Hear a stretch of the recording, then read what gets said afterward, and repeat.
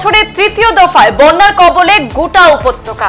কাছড়ে কাটিগড়াও ফের প্লাবিত হয়েছে। সরকারি হিসেব মতে বৃহত্তর কাটিগড়ার প্রায় ১১৫টি গ্রাম জলমগ্ন। আক্রান্তের সংখ্যা লক্ষাধিক। সরকারিভাবে ত্রাণ সামগ্রী প্লাবিত অঞ্চলে পাঠানো কাজ জোর গতিতে চলছে। তবে ৮ জুলাইয়ের মধ্যে পর্যাপ্ত ত্রাণ সহ গোখাদ্য পৌঁছানোর জন্য সার্কেল অফিসারের কাছে অনুরোধ বিজেপির প্রতিনিধি দলের। বৃহস্পতিবার বিকেলে ভারতীয় জনতা পার্টির এক প্রতিনিধি দল কাটিগড়া সার্কেল অফিসারের রুদ্ধদ্বার বৈঠকে অংশ নেন। পরে সাংবাদিকদের সাথে কথা বলতে গিয়ে বিজেপির কাছাড় জেলা কমিটির সভাপতি বিমলেন্দু রায়, প্রাক্তন বিধায়ক অমরচাঁদ জৈন সহ কাটিগড়া বিজেপির ৩ মণ্ডল সভাপতি নিত্যগোপাল দাস, সুব্রত চক্রবর্তী, বিশালাক্ষ দেবকে পাশে রেখে লক্ষ্মীপুরের বিধায়ক কৌশিক রায় জানান, বন্যায় আক্রান্ত প্রতিটি পরিবারকে ত্রাণ সামগ্রী পৌঁছানোর কাজ ইতিমধ্যে শুরু হয়েছে।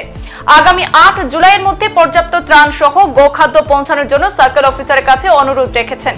ভয়াবহ বন্যাক্রান্তদের পাশে তাদের সরকার রয়েছে বলেও জানিয়েছেন তিনি।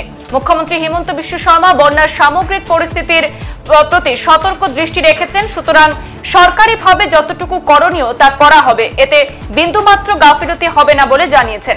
দ্বিতীয়ত, কাটিগড়ার মধ্যে সবথেকে ভয়াবহ পরিস্থিতি পশ্চিম কাটিগড়ার বিস্তীর্ণ অঞ্চলে।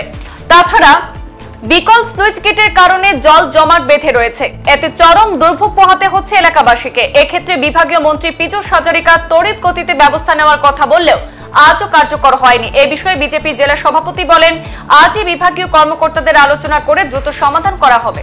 জেলা সভাপতি বিমলেন্দু রায় মহাশয়কে নিয়ে ভারতীয় জনতা পার্টির এক প্রতিনিধি দল আমরা কাটিগড়া সার্কেল অফিসে এসে সার্কেল অফিসারের সঙ্গে বন্যা পরিস্থিতি নিয়ে আমরা আলোচনা করি।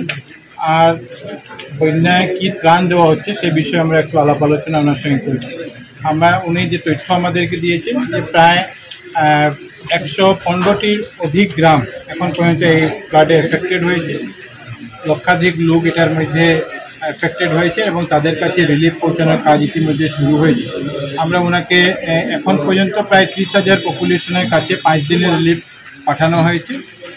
এর বেশিও একটু হতে পারে এবং আমরা ওনাকে অনুরোধ করেছি যে আগামী 2 দিনের মধ্যে যারা এফেক্টেড আছেন প্রত্যেকের কাছে যাতে রিলিফ পৌঁছে যেতে পারে সেটা যাতে উনি ব্যবস্থা করেন।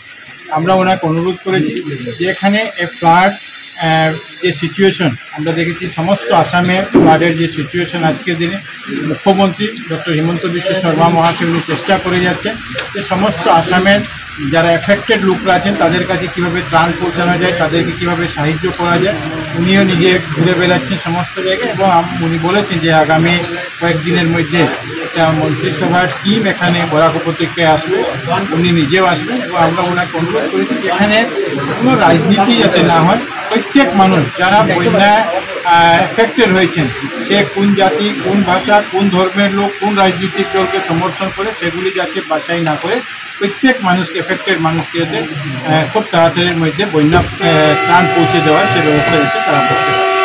সংবাদ এ পর্যন্তই, ফিরছি পরবর্তী অন্যান্য আপডেট নিয়ে। ধন্যবাদ।